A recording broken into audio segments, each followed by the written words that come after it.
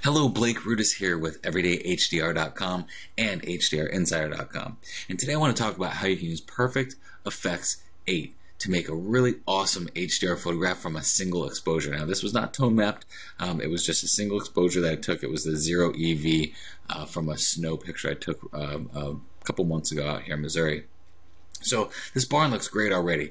It's a great photograph, and in my opinion. I do like these lone, desolate barns that are falling apart. There's tons of them that are littered all throughout the Midwest here, especially in Missouri. So what I want to do is I want to make this look like an HDR photograph, but every time I tone mapped it in the programs that I was using, I ran across all these problems. You know, some of them would make it look too grungy. Other ones would make it look too crunchy. Nothing I did here would really work for me because it's really not the type of image you want to do a tone map of. The only thing that's really worth tone mapping here is the barn. So that's where Perfect Effects 8 comes in. I can get that HDR look that I love so much without using any HDR software. So unlike other plugins, I should say, it's not listed under Filters. It's listed under File, Automate, and then Perfect Effects 8. So the first thing I want to do here is kind of punch up my color a little bit in the background. There is a band of color here, and it was a sunset, so there was some color going on here, and the sky was a little bit more blue. Now, I lost some of that in the translation of the photograph. So what I'm going to do is I'm going to go to the adjustable gradient. So on this empty layer that I'm working on, I'm going to create a vibrance adjustable gradient. Now, this works a lot like the Camera Raw gradient graduated filter that you would see in Camera Raw. It's very similar to that. So what I did was I clicked and I dragged up, and you can slightly see the difference of what's going on here in the background, especially when I start working on the warmth of this layer.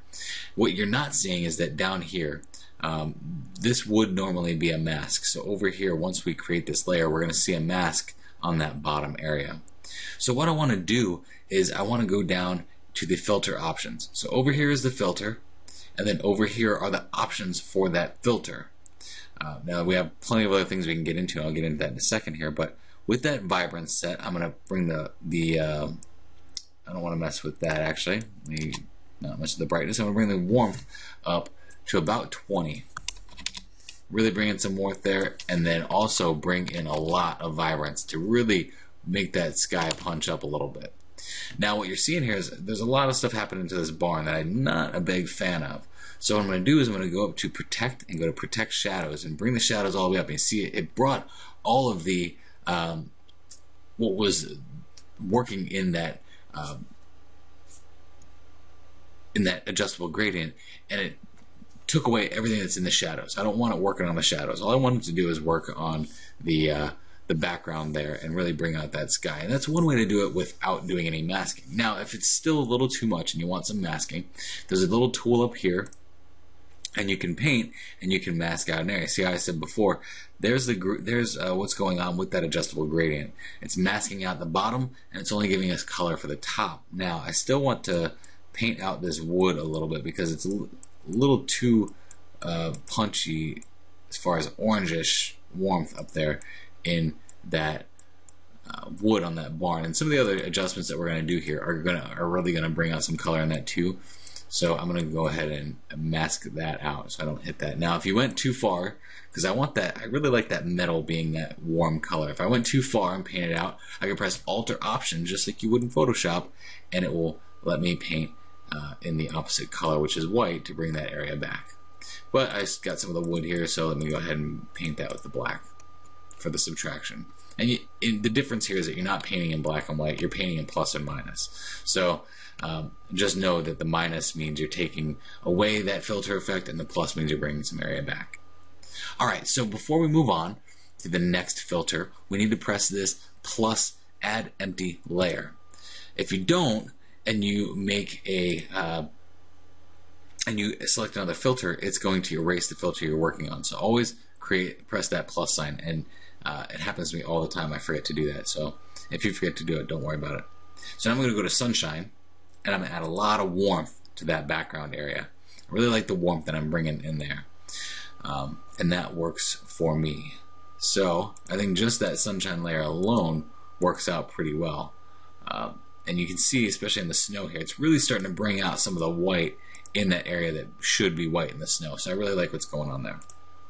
So again, add a new layer, and now we're going to get into our HDR look. There's 3 different filters that we're going to use that are going to give us this awesome HDR look. And the first one is going to be dynamic contrast.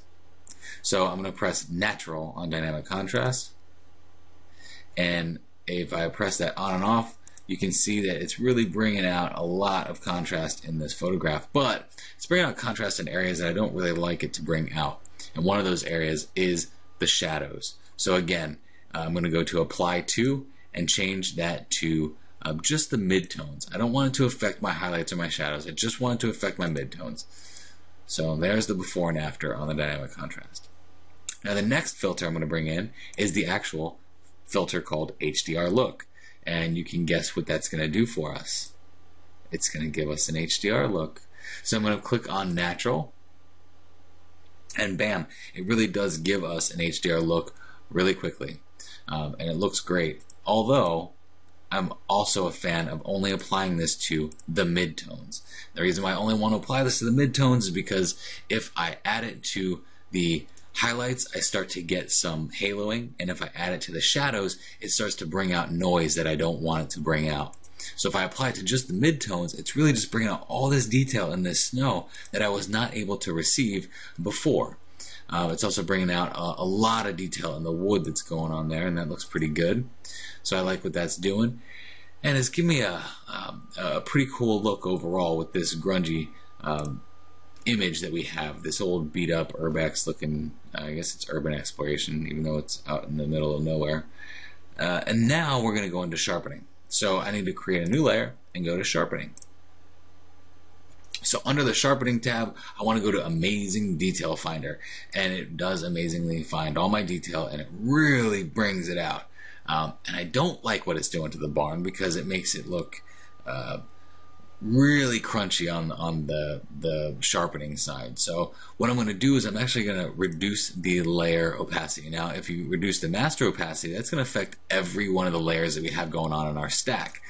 So if I just do the layer opacity and bring that down, it's only going to affect the layer that I have selected, which is that sharpening layer. Now I still don't like how hard it is on this barn, especially because that sharpening is giving me a lot of haloing around the top. So I'm going to click on the masking brush, and I'm going to mask out that barn.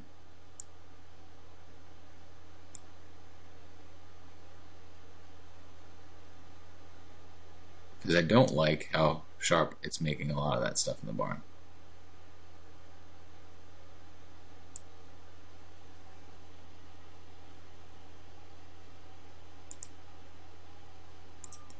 And while I'm at it, I better increase that brush size by pressing the right bracket key and doing a lot of this to the sky so I can blend it in. Alright. So if I click on there, it's only affecting the foreground area, but you can see it's bringing out a lot of area in this dark. It's bringing out a lot of detail in the dark area that I don't want it to, so I'm going to go ahead and mask out that area as well so that that doesn't look so noisy back there. So it really just brought a lot of detail in those highlights within the snow, brought out a lot of details in those areas. And you can apply this to just the midtones as well if you'd like, by going to apply to and then just going to midtones, and it will do a lot of that work for you, so you don't have to do a whole lot of that masking out as well, which that's a great idea to do. I just really don't want it to affect that barn or the sky, so I went ahead just for safety's sake and masked those areas out. So now that took quite a bit of work to do all that, but what you can do here is you can actually save a preset for what you've just done. So I'm going to go into presets and go to save preset, and I'm going to call this HDR warm look, and then press create. So now if I go into this presets folder and go to Blake's, you'll see here I have HDR warm look. So anytime I want to use that on anything else in the future, all I have to do is click on that, and it's going to give me all of those filters that I have going on in the stack. So I'm going to apply this. I'm going to go into Photoshop and show you one more thing.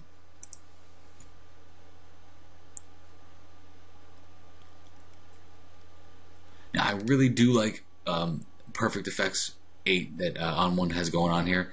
The only problem I find is that with a Windows machine, it is kind of choppy, and I've talked to other people before about that. Now, I'm running 16 gigs with a pretty sick video card, and I allocate about 80% of my RAM to Photoshop when Photoshop is running, so that I can be running as optimal as possible. So it does run a little choppy, but it works great. So I don't really mind that it runs a little choppy. Alright, so what I'm going to do here is I'm going to click on a new adjustment layer and click on Hue Saturation.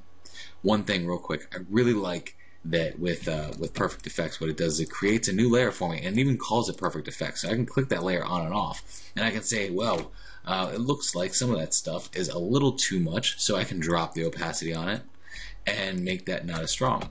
Where I didn't see that before in Perfect Effects 8, I now saw it when I went into Photoshop. It still looks great. I still have a great image here. I just wanted to bring down some of that so it's not so stark and so striking. So if I go into the Hue Saturation adjustment, I can go to my blues. And now every time I'm working with a photograph that I've taken of the snow, I always do this to the blues, because the snow takes on a very bluish look. Even in something like a sunset like this, we still have a bluish tone to our snow. So I'm going to drop the saturation a little bit and then increase the lightness just a little bit. And I only want to affect the snow. So what I'm going to do is press Control I while I have this mask selected, and that'll fill it with black, and now I can paint with white and really bring back those areas of snow that are white that used to be blue. And there you have it. So that was just a snow technique, but look at the detail that we've recovered here with Perfect Effects 8. Now there's the before, there's the after, and then here's the full before and after. And it's some of the stuff you might think it's really subtle, but it's the subtle things in a photograph that make it great. Again, my name is Blake Rudis with EverydayHDR.com and HDRinsider.com, and this is how you make a great looking HDR photograph with onOne's Perfect Effects 8.